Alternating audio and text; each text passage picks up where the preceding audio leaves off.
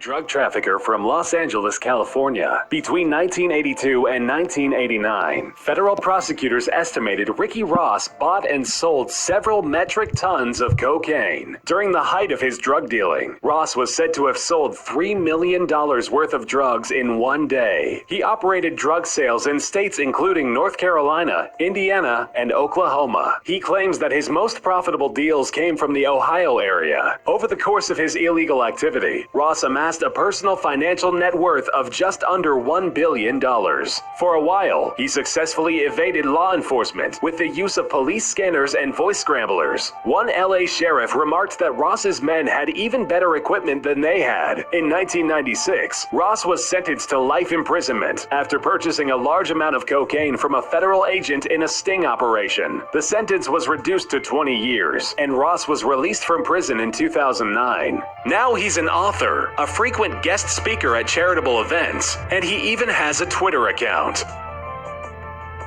The only woman on the list is Griselda Blanco. She was known as the Cocaine Godmother and was an integral member of the Colombian Medellin cartel during the mid-1970s. She had a net worth of over $2 billion, all due to drug smuggling in and out of Colombia, Miami, New York, and California. She was a ruthless drug lord that took no pity on the competition, ordering over 200 murders during her career. During the 1980s, Blanco was heavily involved with the Miami drug war, controlling an organization of lawless, murderous gangsters known as the Cocaine Cowboys. Blanco was arrested in 1985, but had no problems running her drug ring from inside the jail up until her release in 2004. The openly bisexual Blanco had 4 children, but 3 of them were killed in kidnappings. After many failed assassination attempts over the years, in 2012, she was shot twice in the head in front of a Colombian butcher shop.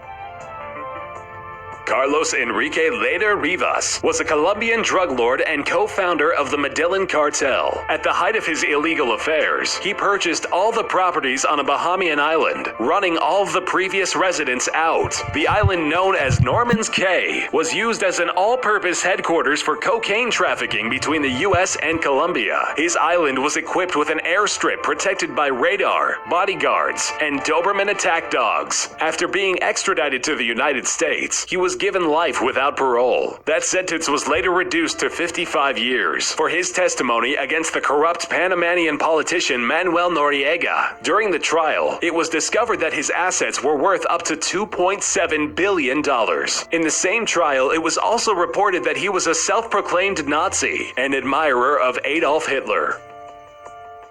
Gilberto and Miguel Rodriguez Orejuela were 2 of the co-founders of the Cali cartel. The Orejuela brothers were less violent than their direct rival, the Medellin cartel. The drug-dealing duo were much more inclined to bribery rather than violence. At the height of the organization's reign, they were cited as having control over 90% of the world's cocaine market, racking in profits of over $3 billion for the siblings. After the downfall of the Medellin cartel, the Colombian government turned their attention to taking down the brothers as well. They were both arrested in their homes, one hiding in a secret closet, the other hiding in a hollowed-out bathroom cabinet breathing through an oxygen mask. After being extradited to the U.S., they were sentenced to 30 years each as part of a plea deal to grant immunity for 29 of their family members. Jose Gonzalo Rodriguez Gacha was a Colombian drug lord who was one of the leaders of the Medellin cartel. He was known for pioneering new drug trafficking routes through Mexico to the United States. This, coupled with his infatuation with Mexican culture, he was given the nickname El Mexicano. Gacha set up a number of labs in the jungles of Colombia, where hundreds of his workers lived and manufactured cocaine. In 1988, Gacha was listed on Forbes' list of billionaires, citing his net worth at $5 billion. During the decline of this empire, he fled to a ranch in Tolu, Colombia, where 300 national police officers cornered him and his cartel members. Being critically wounded by gunfire, Gacha killed himself with a grenade to the face after watching his son get gunned down by Colombian Marines. The Opium King, Kun Sa, was a Chinese warlord, militant, and drug dealer. During the 70s and 80s, 90% of the heroin in New York City was being smuggled from what's known as the Golden Triangle in Asia. The triangle that spread across Laos, Myanmar, and Thailand was controlled by the 18,000 troops in Kun Sa's private military. His heroin empire was the largest that the world had seen at the time, generating the kingpin a fortune of about $5 billion. In 1988, during an interview with a journalist, he offered to sell his entire drug business to the Australian government for $400 million. The offer was declined, stating they were simply not in the business of paying criminals to refrain from criminal activity. He offered the same deal to the U.S., promising to stop all heroin production if they paid him $50 million a year for 8 years. The United States answered back with an indictment on drug smuggling charges and offered a $2 million reward for his arrest. Kun Sa surrendered to Burmese officials in 1996, but they never arrested or extradited him to the U.S. Sa lived in peace for 11 years and died of natural causes in 2007. The Ochoa brothers, George, Juan David, and Fabio, were 3 more founding members of the notorious Medellin cartel. DEA sources told Forbes magazine that the brothers' underworld activity started in 1977. It was then that George had his boss executed, taking control over cocaine exports into the United States. 1983, the family had acquired a fleet of 55 aircrafts, including helicopters. Together, the brothers eventually controlled 30% of the Medellin cartel's cocaine trade, netting them a shared profit of $6 billion.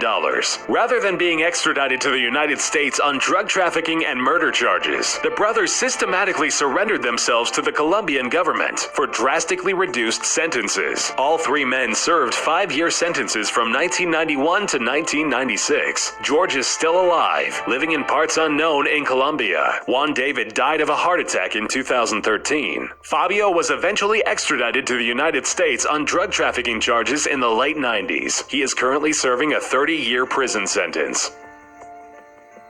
Dawood Ibrahim Kaskar is the leader of the Indian organized crime syndicate known as D Company, founded in Mumbai, India, after the 1993 Bombay bombings, which Ibrahim allegedly organized and financed. He became India's most wanted man. Currently, Ibrahim is hiding from Interpol and is considered a global terrorist by many nations. The United States Department of Treasury said that Ibrahim's syndicate is involved in large-scale shipment of narcotics in the United Kingdom and Western Europe. According to the United States, Ibrahim maintained close links with Al-Qaeda and Osama bin Laden. His organized crime ring D Company controls 90% of India's drug dealing, but is also known for its counterfeit operations, extortion, and arms deals. Ibrahim was number 3 on Forbes' top richest drug dealers in the world in 2011, with a net worth of $6.7 billion.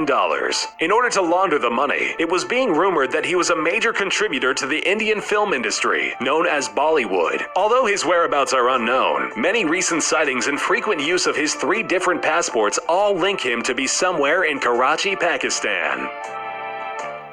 The most powerful Mexican drug trafficker was Amado Carrillo Fuentes. Carrillo took control over the infamous Juarez cartel after assassinating its boss, Rafael Aguilar Guajardo, setting off the city's worst and ongoing bout of criminal violence. The Juarez cartel is known to decapitate their rivals, mutilate their corpses, and dump them in public places to instill fear in the general public, local law enforcement, and rival cartels. He used 22 private Boeing 727 jet airliners to traffic an unprecedented amount of cocaine out of Mexico and into the U.S. Because of his huge fleet of aircraft, he was given the nickname El Señor de los Cielos, the Lord of the Skies. His fortune has been rumored to be $25 billion. During the mid-90s, the pressure to capture Carrillo intensified among U.S. and Mexican authorities. He would take his private jets to communist nations like Cuba and Russia to seek safe haven. Carrillo decided to change his appearance through a series of plastic surgeries to escape his persecutors. However, during the 9-hour operation, he died of complications caused by a malfunctioning respirator. Both of the physicians that performed the procedure were found dead, encased in concrete inside steel drums, with their bodies showing signs of torture. Carrillo died on the operating table in 1997 at the age of 40.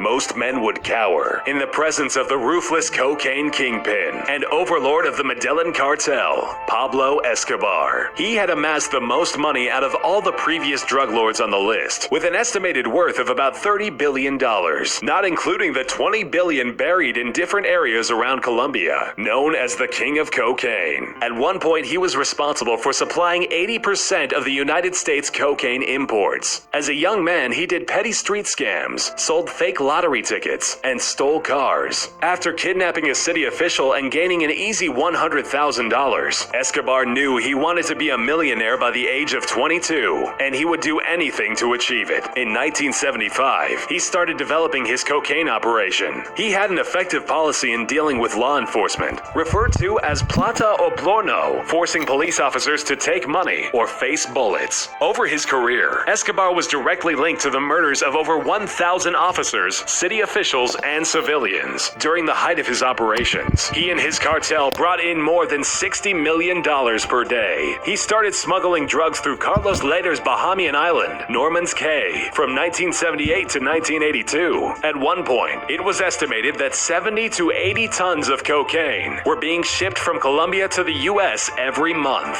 He worked hard to cultivate his Robin Hood image by building churches, schools, hospitals, and even gave money to the poor. But in the early 90s, the massive manhunt for Escobar began. In 1993, he tried to escape a police task force by running across the rooftops of adjoining buildings. He and his bodyguard were fatally shot. Pablo Escobar was the richest drug lord to ever exist, and many would say that he was also the most dangerous.